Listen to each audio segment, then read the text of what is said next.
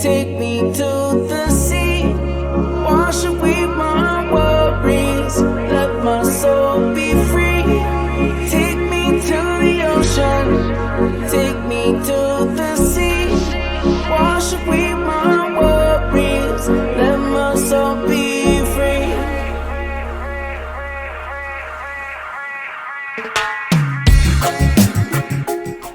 Hello world, I'm Max. Back in IRL, I go by Curtis. Welcome to another episode of the State Copy Podcast. As always, I'll remind you to review episode 0 and its appended segments for terms, conditions, and disclosures applicable to the entirety of this content. Thank you. Well, hey everybody, good morning. It's, let's see, we're Monday, May 1st, about 11:30 a.m. local. I'm getting an episode out quick this week. I took there's about a 2-week stretch there where I only put out like 2 shows, and you get rusty. You kind of lose the ability to, especially when you do it my way without cuts. So I felt like Saturday's ep kind of sucked. You know, as you do this YouTubing, you start to get kind of a critical eye. I watch how other people do it. I mean, that helps you grow. It helps you just iterate and like all the best in the business, the Mr. Beasts of the world and all. And I don't even look at this as a business. I just look at this as my hobby. But that's how I approach most things. I try and iterate and get better over time. So, yeah, I don't know. That last show, I could not remember a name to save my life. Every other word was and And yeah, I don't know. I'm going to try and do better today. So I'm going to keep this theme. I really like this notion of choosing, just picking out content that I'm absorbing to try and build my macro thesis, continue learning, growing all the time, and pointing people to material I think's good. And then kind of butt my way in a little bit into conversations. It's really a cool thing you can do once you get set up to do this, is you can actually kind of participate in any podcast you want just by, as I said, reference somebody else's show and then say what you think about it. So this morning I watched CIA Spy on Mind Games, World War III, China, Russia, and the New World Superpower on Andrew Bustamante on Tom Bilyeu's podcast. I have watched some of Tom Bilyeu's stuff, Impact Theory. He's had a bunch of people that I'm interested in hearing about. He had Donald Hoffman the other day, and I watched most of his stuff.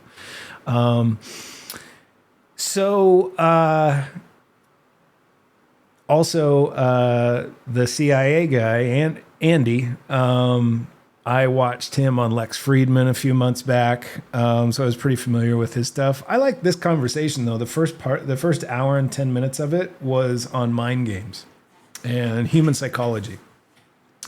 I just did my walk today and listened to these guys talk, and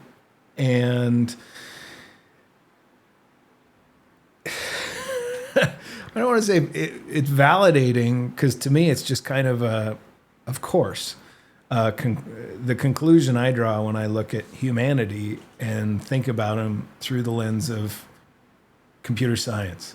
The CIA thinks you're a computer. This conversation makes that explicit.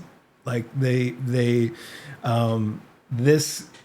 guest on the show that I'll link in the description, he speaks about the secret life, private life, and public life of all humans.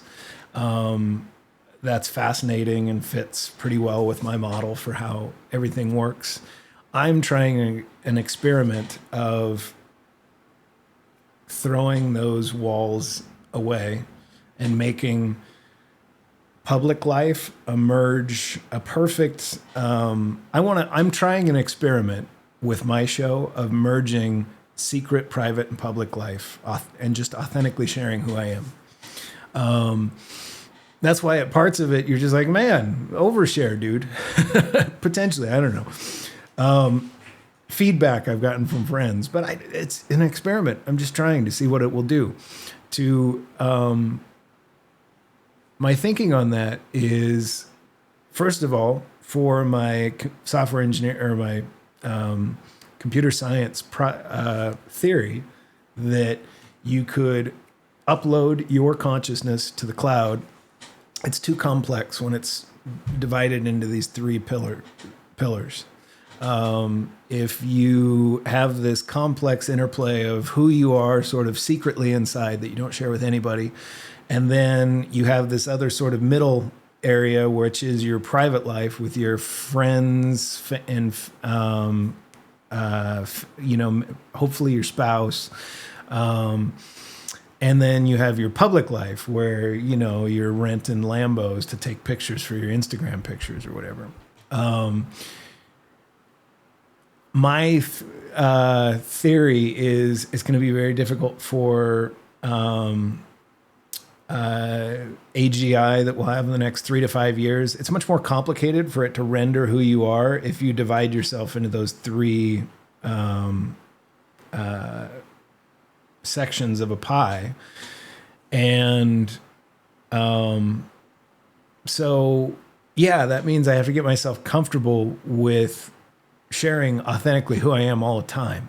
And that's weird, and I'm not there yet, but I'd say I'm way further along that journey than a lot of people.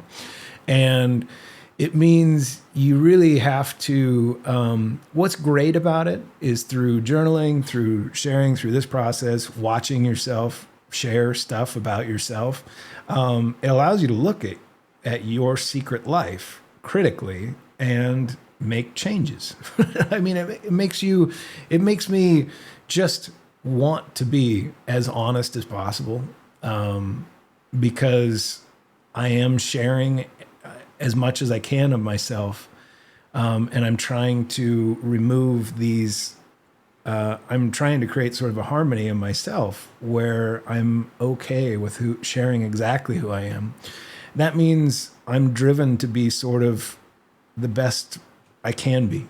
I don't claim I can be perfect. I'm claiming that I can look at myself and go, if I change that, I'd like me a little bit more when I share tomorrow. And it works. I highly recommend this. But in this conversation, it's clear that the CIA agrees with me that we're all kind of computers. And really, when they get into that section talking about ages, so it's, like I said, I've only gotten through the first hour and 10 of this podcast, but it talks about how the CIA has mapped out human behavior and studied psychology deeply, and then come to conclusions that we all go through these 3 stages of human development: 0 to 7, 7 to 13, 13 to 25. And then after that, after you're 25, you're very resistant to outside, like your neuroplasticity begins to decline. When you're 0 to 7, anybody can just kind of tell you, whatever they want, and you'll buy it because an adult told you, right? Right at about age 7, that starts to change. You start to test it. And then 13 to 25, you start to push right back about it. This all points to, we use terms that are very compatible with people's spiritual or academic views of what a human is. But the CIA just thinks you're a computer. They think, okay, if I know this about where you grew up, I know that from the ages 0 to 7, when you would just accept programming, the guy even uses the word program, when you would, the model that you build and render reality with, and you cruise around in your life in, you did it at a time, where the cultural values, like if you grew up in China in the 90s when you were 0 to 7, the CIA knows a lot about who you are and how to ask you questions. Basically, they have exploits to push their way into your life if you have something they want, like military secrets or something like that. They have studied so carefully what a human is that they think about it through a very sort of cold analytical lens.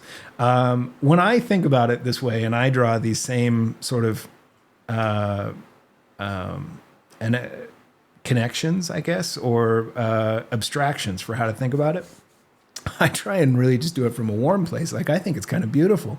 I'm not put off by thinking that about it this way, and I certainly wouldn't want to use any of my understanding of how a human works to exploit them in a negative way. That's awful to me. But the CIA, it's kind of their job. I don't know. I found that all fascinating. I think major takeaways I would have for it is how critical your job as a parent is, and I'll get into that here in a second. How much, how important it is to do a really, especially 0 to 7 is just so critical to get right. The whole thing's important. But yeah, and I think that the 7 to 13 phase is going to be, and then, well, the 13 to 25, when teenagers push back and there's this with parents and children. I mean, understanding the psychology of it, I think, can set you up to, again, as I'll touch on here in a moment, have a healthy relationship with your kid while they go through that phase. Be able to talk about it openly with each other. I think that's all brilliant.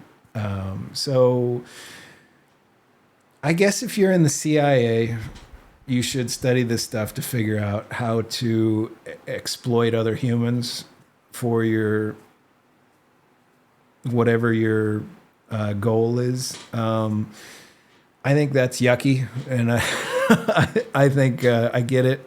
It's part of how our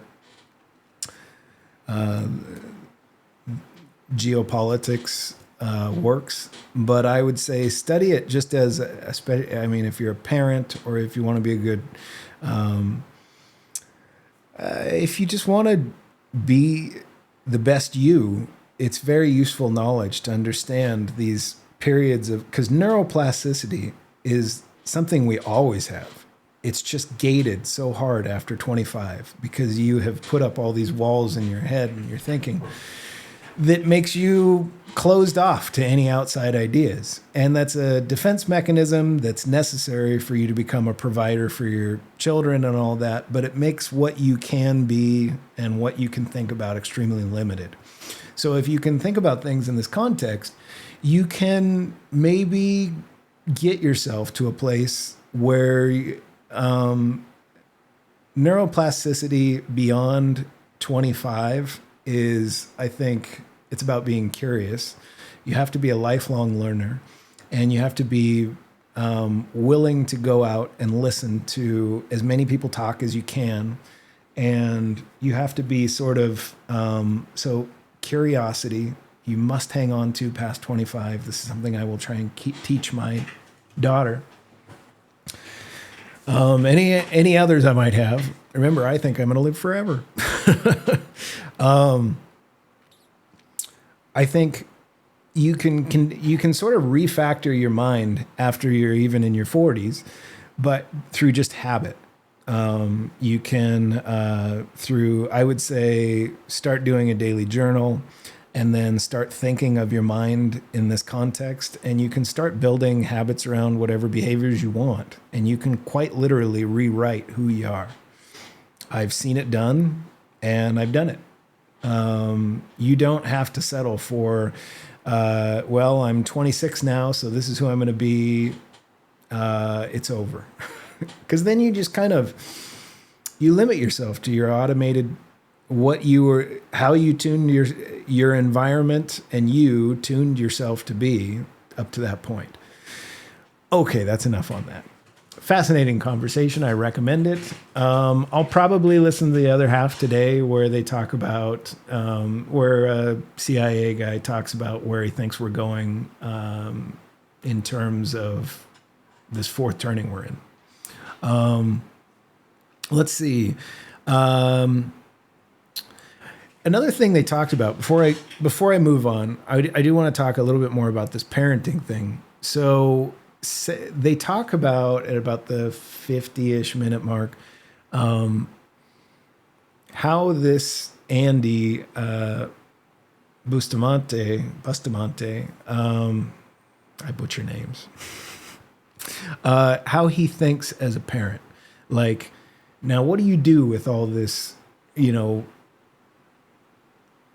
spy training that you've gotten, all of this deep, like, how are you going to use this to create a powerful human that you have a healthy relationship with that has success in life? Now, these two, they touch on this, that they value success most. They sort of, and the host, Tom Bilyeu, points out that he chose not to even have kids because he didn't think, so he sees in his own study of humanity and his commitment to sort of excellence in business and all these things, he decided that a critical, and the CIA Andy validated that a statistically, not just statistically significant, but a certainty is that success in life is tied to a certain amount of trauma or, yeah, that's the word they used, and I think that's kind of valid. Some sort of trauma that you deal with as a child. Because it drives in you this need to succeed in order to get some sort of, like, that you'll be awarded. You'll be rewarded if you succeed.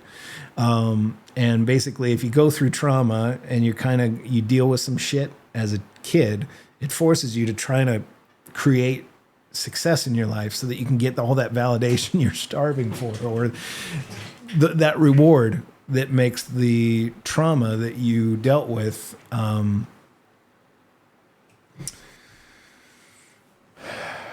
endurable. Words. That's not the word I wanted. Just to have a happy life. So, to Tom Bilyeu, I'd say you screwed up. Well, he didn't screw up. I think you are already chasing sort of, like, if I listen to you talk, you're already listening to all of the people that in computer science, biological science, each of the routes that I see to immortality that are suddenly available. If you are reasonably cautious with your life over the next 10 years. You're talking to all the same people, like you've actually talked to them. I'm just listening to people like you talk to them. You have plenty of time, but as somebody who's so committed to success and growth of self, parenting is vital. I just think that it's an unlock for life 2.0. It's almost a selfish act to be put through the trauma of being a parent. It's incredibly hard at times. I've talked about this plenty before. I can't speak high enough for being forced into the very awkward, difficult circumstance of parenthood. It's they say there is no manual. That's bullshit. There's like a million manuals. And everybody in your life has an opinion about how you could be doing it better. So I think we all do it differently. And what you think about what the experience will be is not at all. I mean, that's not true. Like being a parent has played out very largely how I imagined it would. I put a lot of thought into it. And, but the personality of the child is so, it's roll of the die. And I think if they have siblings, you see all of this, like one might get sort of squished by you and your spouse, or, your parents as grandparents. Whoever is parenting your child will kind of condition them to sort of be a certain way. I think we totally, I think we have everything to do with how our children are as people. And it's all by the things we do consciously as parents and subconsciously, like the things we're doing on autopilot because of who we're sort of conditioned to be. All of that adds up to your kiddo. And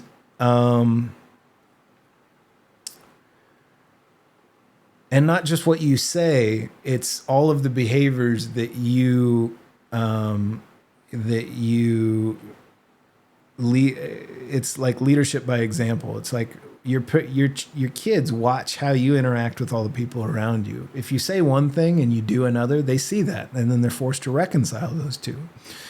So it's complicated, but I think that once you are put in the situation of being very stressed out about everything hard in life is the good stuff. And being a parent is hard, especially if you want to do a good job at it. It consumes lots of my thought. How do I get this right? What is that? What is that? What is getting it right? Does that mean they're an Olympic gold medalist, or the president of the United States, or a philosopher, or spiritual leader, or a billionaire? All these things we think about, or teacher.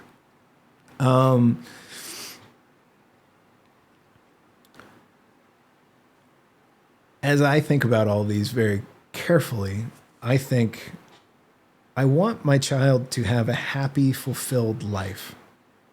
I want her to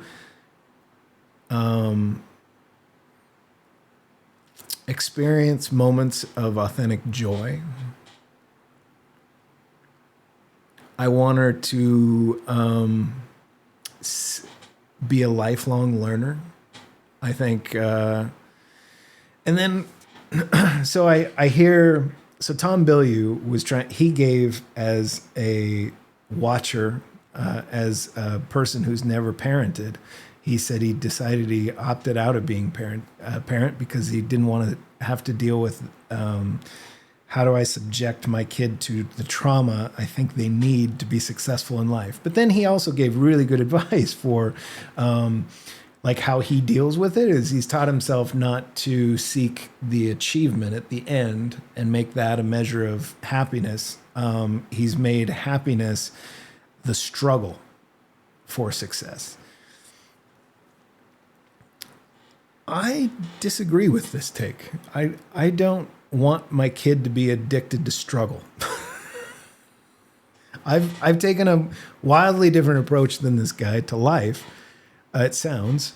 I'm not trying to build a powerful business. Most of what I do here is for fun because it fills me with purpose and fulfillment. I want to be a good dad. I want a happy, fulfilled life forever. That's what I want. And his recipe that the CIA Andy, I don't know whether he just agrees, because I get a sense of this guy now that, I like as he's out doing the podcast scene, I don't think he's he's working in this Tom as a, but I don't know how much of it he just does on autopilot from that lifestyle. But he seemed to really vibe with that. Like he liked Tom's notion that teaching his children to be addicted to that sort of struggle. That's not the word they use, but that's how I took it. Like the way they described, being massively motivated, but then really crucially, they brought it back, and Tom's aware of this, that some of the most fascinating, interesting people in this world, the creatives, the painters, the poets, the musicians, are not necessarily the most success-driven. So that's the other side of it. Here's how I would boil it down. And I brought props. I'm going to do props for the first time ever. Steak Copy Pod. This is my Carrot Top moment. I want to teach my kid the game of life. The game-like quality of life.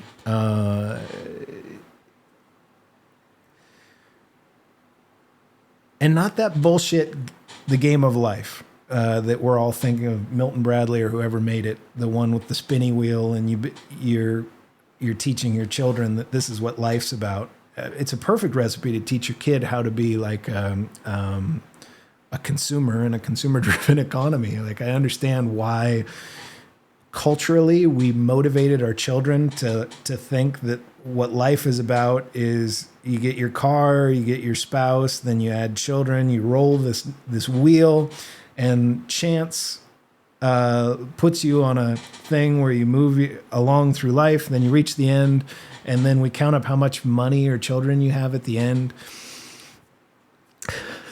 God, what a miserable existence. I feel like as a parent, if I taught my kid that is the game of life, I would be teaching her how to be a worker drone who chases material goods to find happiness in life.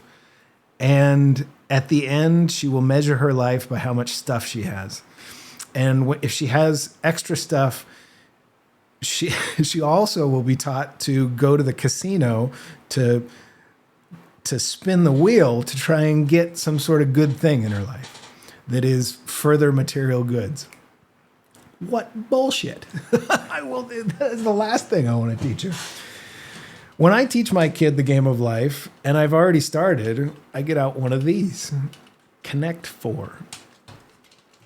Everybody has that little story about their youth, like the thing they were. One of my good buddies, he's like a brother in life to me. If badminton is mentioned, he has to bring up our middle school championship tournament where he took first place in the badminton champion. He is admittedly very good at badminton. This was my thing. In grade school, like second grade, I could beat all the sixth graders at Connect 4. And then when I got to high school, ninth grade, there was a pilot program for a chess club. Yeah, I was that geeky dude. Surprise. I knew how to play chess, and I could beat everybody in the school. So they made me first chair with no practical training at all in chess, just family, my uncle and my grandfather and a couple of my mother's friends played chess, and they taught me, and I've always been addicted to strategy games. Like I love studying how a game works carefully and then rigging it in my favor to win. I just love that. Like from the time I was 7, I came out of it with that drive. So I feel a pull to viewing things as a game and then studying carefully the rules and studying carefully the tactics of the people who succeed at those games, and then figuring out ways. This is crucial, and I'm gonna show you here on this thing in a second, how to rig it in my favor so I automatically win.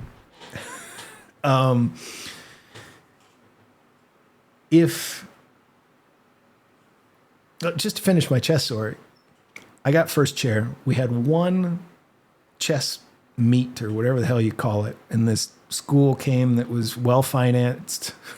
And they had I had to play against this guy who was first chair. He was a senior in high school and I was a freshman. He'd been studying chess his whole life, and he carefully logged all of my moves and his moves so that he could study them carefully. And I'm like, oh, you write your shit down? That never occurred to me to do, and I'm first chair. I beat all of these guys. We got creamed. I went to a small rural high school that had no budget for that. And that's just a thing that, you know, I got crushed, and the chess team fell apart after our first match because it was clear we had no business being there. My point was not that I'm particularly good at chess. It's more that I'm pulled towards viewing things as a game and then studying the rules, studying the successful tactics, and then trying to develop tactics where I automatically win.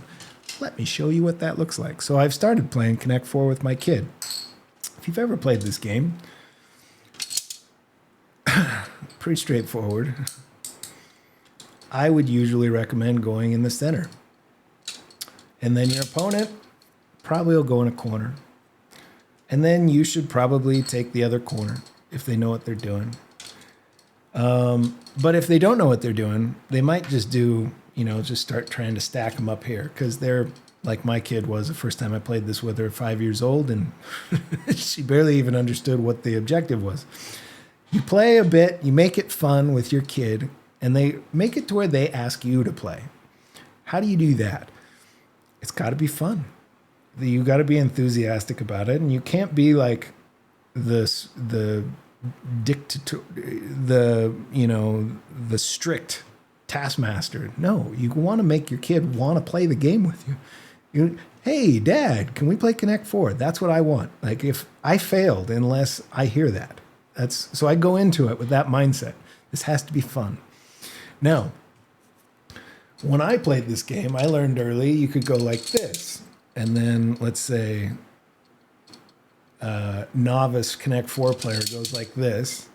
Now, on my next move, checkmate. Right there, on their next move, they can go here or here. Either way, I win. Connect 4. Teach your kids this early. Teach them to, if you want to. I have found it incredibly useful in life to have mastered this game in the 2nd grade. So, other ways you can do this. I'm just going to show one more quick one to make a point about this.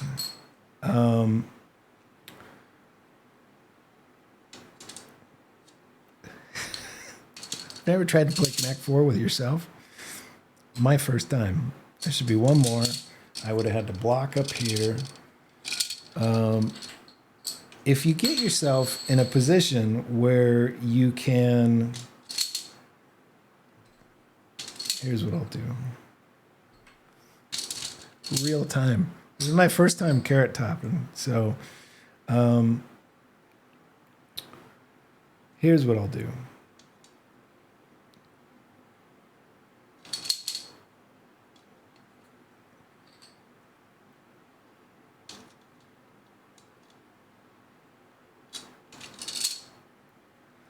So with the board looking kind of like this, you basically set up a trap for your opponent to where when they block you, it's the same effect as that first one.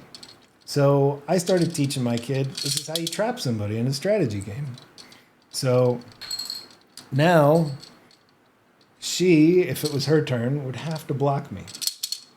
And then she gave me a stepping stone to beat her on the next move. All right, I'll put this down. I love a game like that. I love a game where there is a way through deep study of its function and all of the tactics you can use, you can trap somebody into a position where you win no matter what.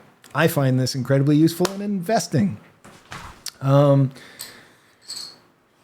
This is what like a balanced portfolio, or not a balanced portfolio, like if this is risk management. So when you make little sliver bets against yourself so that you can't get stopped out if you screw up. And studying the mechanics of the game. In investing, I have taken a stance up till now where I was a fundamentals investor in the beginning. But the last downturn in crypto taught me that that's flawed because markets are cyclical. And even though I have conviction around something, that doesn't mean the rest of the markets are going to be irrational. If we don't have mass adoption of some technology and we're just in the speculative stage, there's no guarantee that everybody else has done their fundamentals homework as thoroughly as I have. So, or not meaning to say that my game is perfect. But the point I'm trying to make is that there's this with markets, right?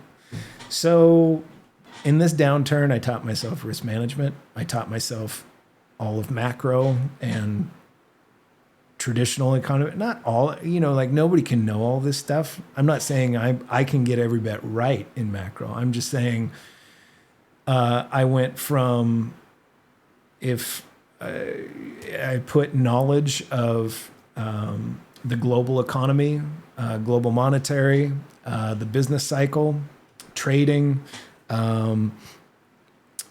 the history of monetary systems, all of that on a scale of 0 to 10, I think in November of 21, I was probably about, I'll give myself, I was maybe like a 5 on my personal best. And now I'd say I'm an 11 on my personal best, on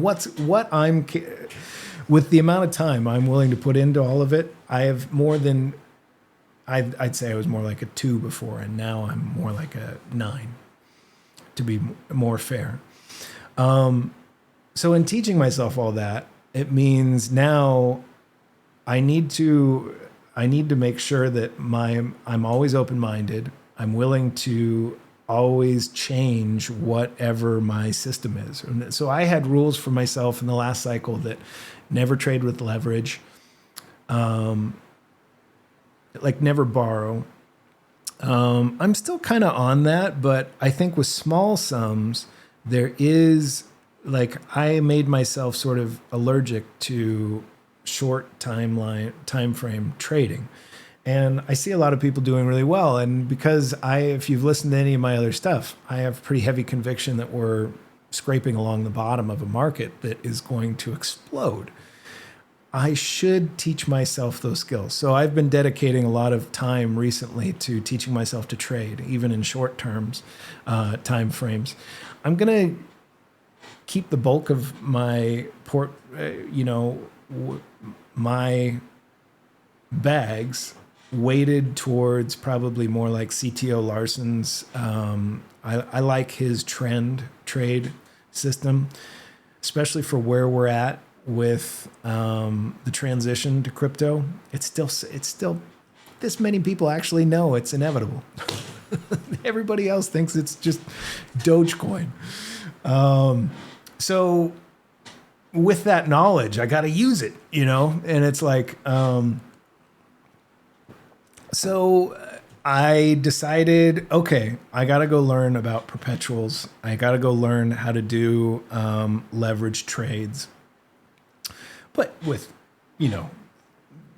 a dime, you know what I mean? Like very little, but I tried to play it like it was real money, and it was funny. So what I did is I took a 5x leverage position with, pocket change on Solana, and I rode it for like 3-4 days, and I started getting, as I was learning charting and everything, I was like, Okay, it just so critically on April 26th, which if you're watching crypto markets was kind of a crucial day where we got a brutal wick down. Now here's what's funny. I set my I didn't even set a stop loss on it. I just let it be liquidated because I was playing with peanuts. But I set my stop loss, or my not my stop loss.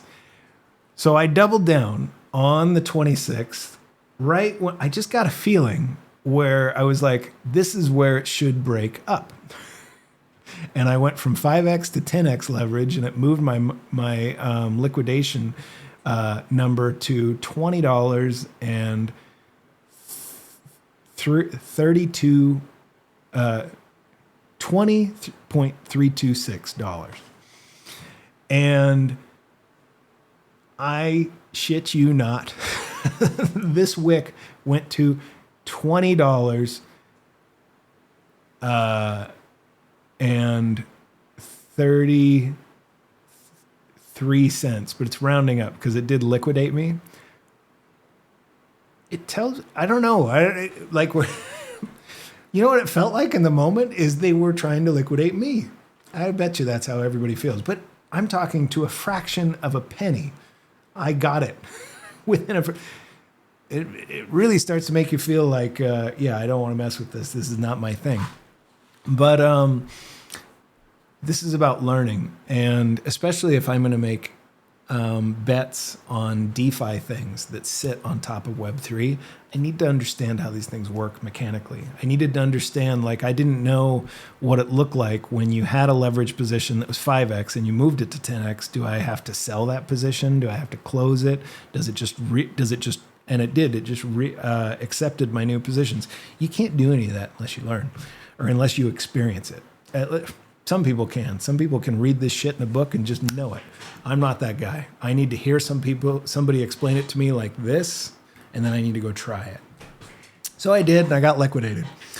First time ever playing leverage. The day I thought I had it all tuned up, I got liquidated by 0.4 cents. It's like they were chasing me. Anyways, fun story, fun learning stories, game of life stories. To come back to that game of life thing, because I think it was important.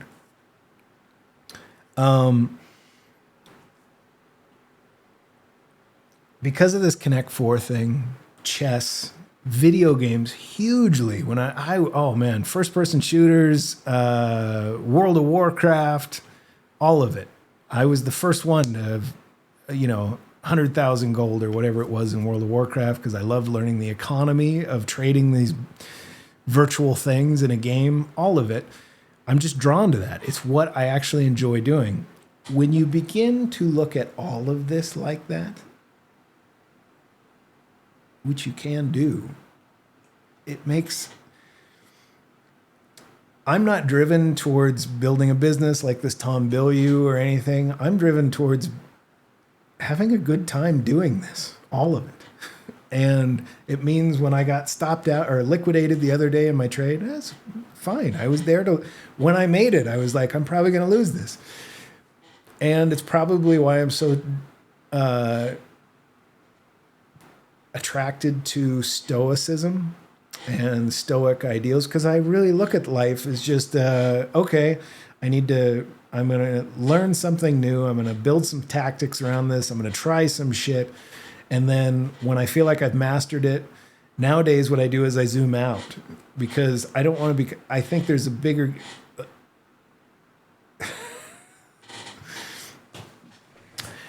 investing is such an unlock of time. If you can master that game, you can kind of do whatever you want to with your time.